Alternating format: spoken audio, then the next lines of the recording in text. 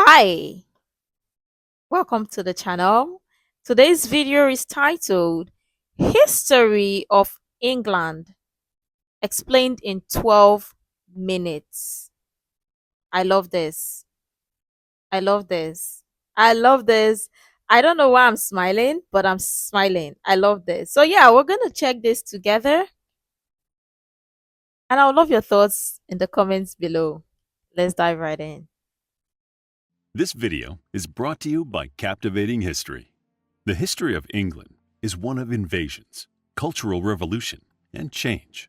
When the Ice Age ended and the sea levels rose, the low-lying land of modern-day England was swamped, creating an island. It was first inhabited by modern humans during the Upper Paleolithic period, but took its name from the Angles, a Germanic tribe from the Anglia Peninsula who settled there in the 5th and 6th centuries. The Iron Age followed the Ice Age, when hunting continued as a source of food, but farming technology developed, allowing the nomadic peoples to create settlements, and early farmsteads began to appear on the landscape. Named due to the use of bronze and copper to create tools, weapons, and decorative items by peoples known as the Celts, the Bronze Age existed from 2500 until circa 800 CE. It was during this period that large stone meeting places, or henges, such as Avebury and Stonehenge, were constructed. Eventually, the Celts came to the attention of the Roman Emperor Julius Caesar, who sent a military expedition to England in 55 BCE, but failed to conquer it. The Romans succeeded in 43 CE, when Emperor Claudius successfully led an invasion, and they ruled England as a colony for the next 600 years. 600 years! And as at this time, it was Roman Empire that had the power. 600 freaking years. Wow. History is good though. They brought with them elements of their own civilization. They constructed roads and cities, with forums, baths, aqueducts, and theaters. Traders and craftsmen arrived, and the Anglo-Roman population grew. In 120 CE, Emperor Hadrian commissioned a massive wall between England and Scotland to dissuade attacks from the Picts and Scots. Known as Hadrian's Wall, it marked the northern border of the Roman Empire. As the empire began to crumble, troops were withdrawn from England to defend Rome. But in 410 CE, it fell to a Visigoth army, and England was left to defend itself.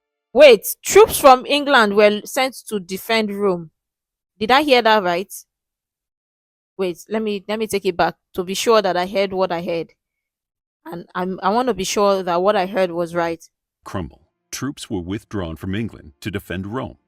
But in 410 CE, it fell to a Visigoth army, and England was left to defend itself. 40 years later, around 450 AD, Vortigern, a local ruler, invited Danish mercenaries to defend his area of England from attacks led by the Picts and Scots.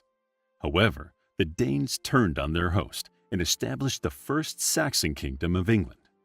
Other mercenary groups invaded, resulting in the establishment of a patchwork of rival Saxon and Anglo kingdoms that were continually at war. These rivalries were known as the Dark Ages, a period where Anglo-Saxon art and literature, inspired by Christianity, became refined. This period was violently ended by the constant invasion of Viking armies, who established settlements and took over Saxon kingdoms. Eventually, after many battles, the separate kingdoms were unified under the reign of Aethelstan, and a united England was created. In 1066, on the... Wait, United England, was that the name? Was that the name? Let me know in the comments below. Was that the name, United England? Unified under the reign of Aethelstan, and a united England was created. In 1066, on the death of Edward the Confessor, 3 men vying for the English crown: Harold I, the man who took the throne, Harold Hardrada, king of Norway, and William of Normandy. This rivalry led to 2 invasions. Harold I defeated the Viking army at Stamford Bridge, but was defeated himself at Hastings by William, who on Harold's death crowned himself king on Christmas Day 1066. To control the defeated Saxons, William gave vast tracts of land to his own lords and constructed a number of large stone castles. To raise money, he instructed that a detailed inventory be taken of all English lands, an undertaking that became the Doomsday Book. William was succeeded by King John, who, believing he was above the law, forcefully took what he needed from the people. However, the barons disputed his demands, and in 1215 they presented the king with an ultimatum, a document that became known as the Magna Carta. The year after its signing, King John died, and in 1216 his son, the 9-year-old Henry, inherited the crown. 9-year-old? 9. 9. Yeah? 9. And in 1216 his son, the 9-year-old Henry, inherited the crown. During the next 100 years, England was scourged by the plague, known as the Black Death, and responsible for killing 1/3 of the population. In 1485, when Henry Tudor defeated Richard III at the Battle of Bosworth Field, the Tudor dynasty began. Henry VII ruled wisely, but after his son Arthur was killed, he decreed that his younger son, also called Henry, should marry Arthur's widow Catherine. The wedding followed his and his son, the 18-year-old Henry VIII's, subsequent coronation. After 20 years of marriage and one daughter, Mary, Henry divorced Catherine, as she had not produced a son. To ensure the divorce, he broke with the Catholic Church and declared himself to be the head of the Church of England. In 1533, he married Anne Boleyn. This marriage resulted in another daughter, Elizabeth. 3 years later, he had Anne tried for treason. She was executed at the Tower of London in 1536. What?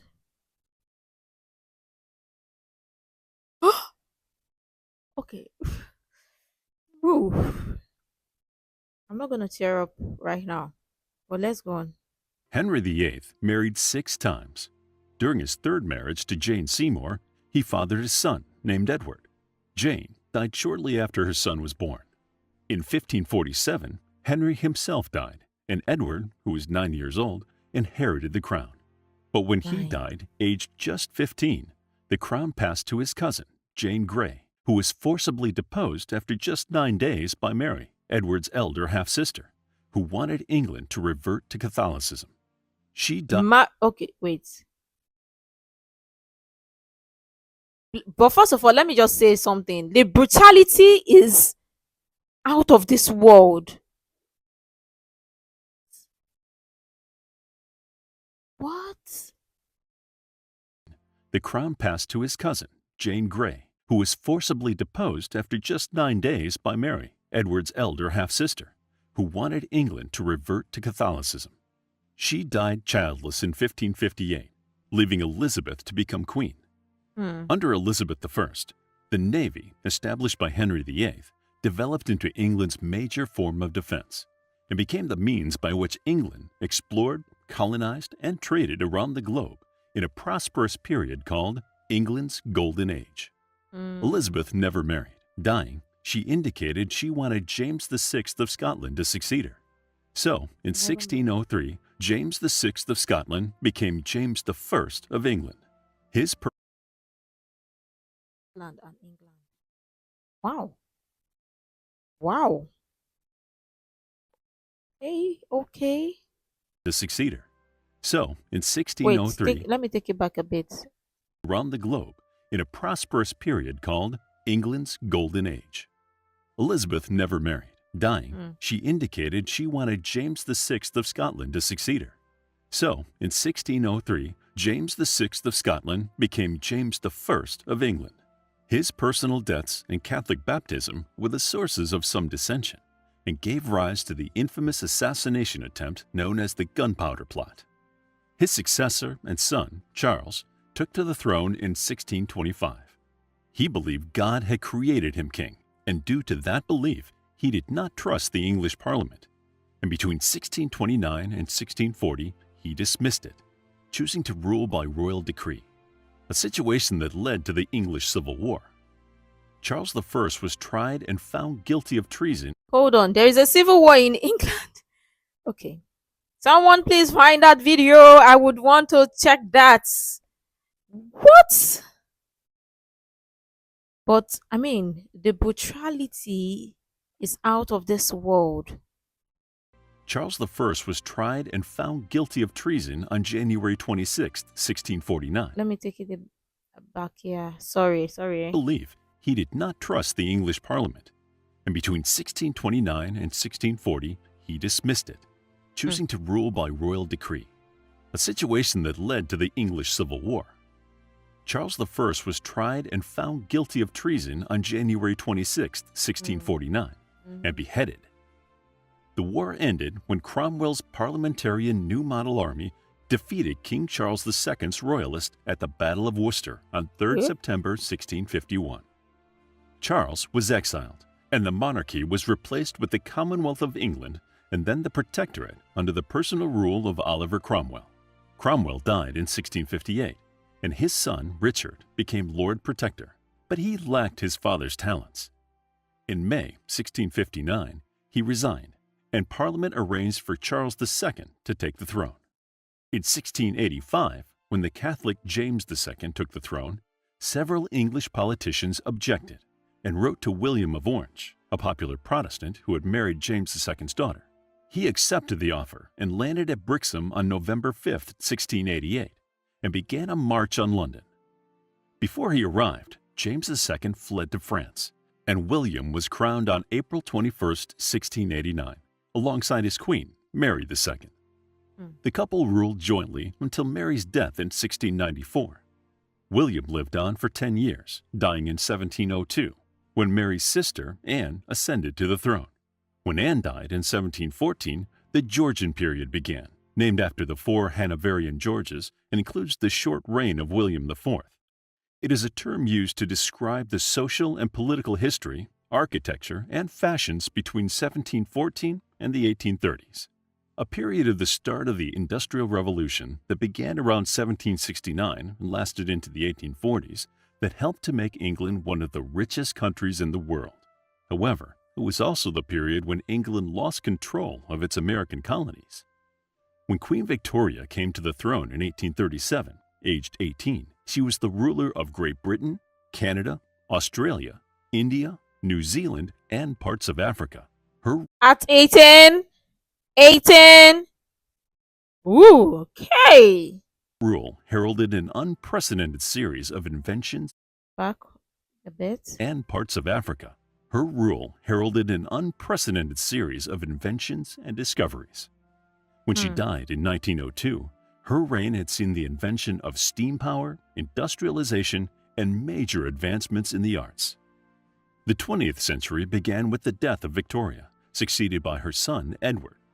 Edwardian England was a period of decadence and enjoyment. However, Hmm. his reign only lasted 9 years. He died in 1910 and was succeeded by his son, George V. The causation of the First World War, 1914 to 1918, was long and protracted, as each European country found themselves dragged into the conflict after Germany declared war on Russia on the 1st of August 1914, and on France 3 days later. On the 4th of August, Britain too declared war.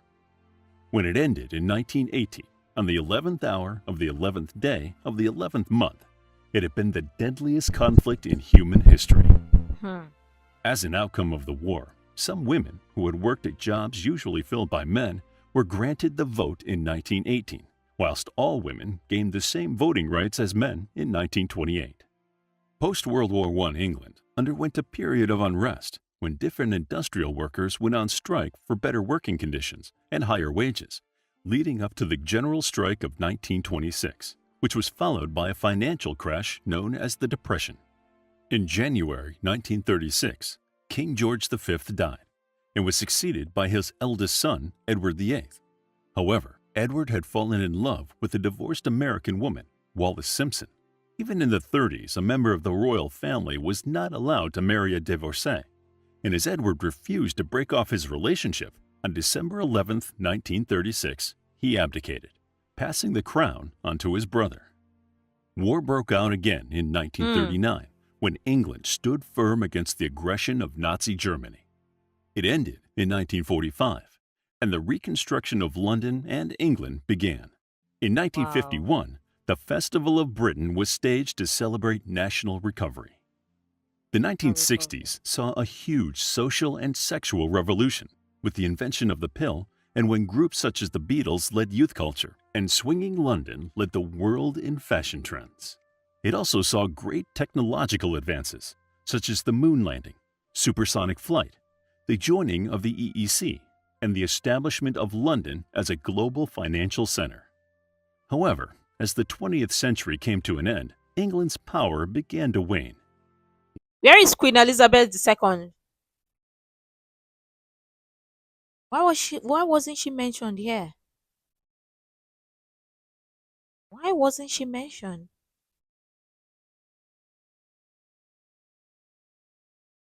Where its future and global position in the 21st century lies, only time will tell. If you want to learn more about English history, then check out our book, History of England, a captivating guide to English history, starting from antiquity through the rule of the Anglo-Saxons, Vikings, Normans, and Tudors to the end of World War II.